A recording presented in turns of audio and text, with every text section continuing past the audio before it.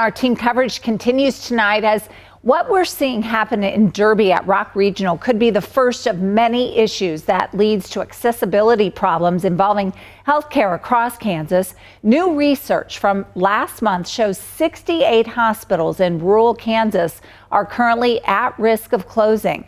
KAKE's Abby Ray is here now with more on the greater implications of the hospital closure. Abby? Yeah, Deb, a local healthcare and real estate attorney says it's especially disappointing the hospital is closing, not just for the more than 200 employees now without jobs, but for the citizens of Derby who have had an overwhelmingly positive experience with the Rock Regional staff and faculty and will now have to travel further for their care. It's sort of sad. It sort of is foreboding, in my opinion, of what is our months to come. Health and real estate attorney Matthew Agnew says he's known about the struggles at Derby's Rock Regional Hospital for a while now, but he didn't expect to wake up to the news of its closure. If rural America or rural Kansas collapses, it's our wait lines, it's our resources that are going to get tapped to fulfill that need.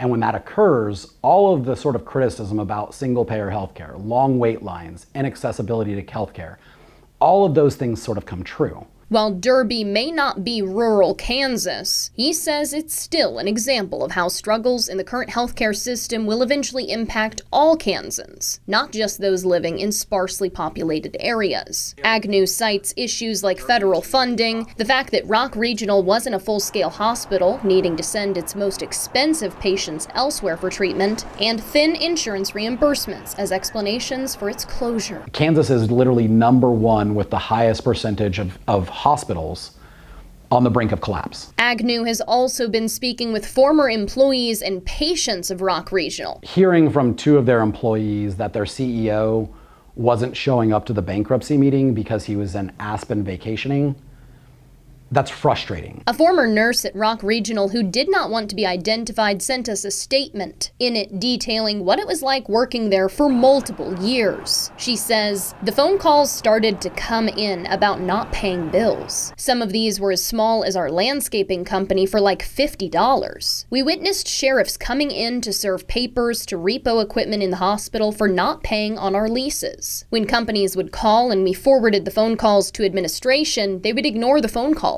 Sometimes we had to transfer patients out because of a lack of supplies and medications, which was all due to departments being told we can't order anything because we have no money. When leadership does not make good decisions, it's not just them who suffer. Agnew says that the employees most likely to struggle with finding new employment following the hospital closure isn't the doctors, but rather the administrators helping to run the institution. He believes that this closure is one of many that could have lasting impacts on much of Kansas healthcare in the coming years. For now, in studio, Abby Ray, KAKE News on your side.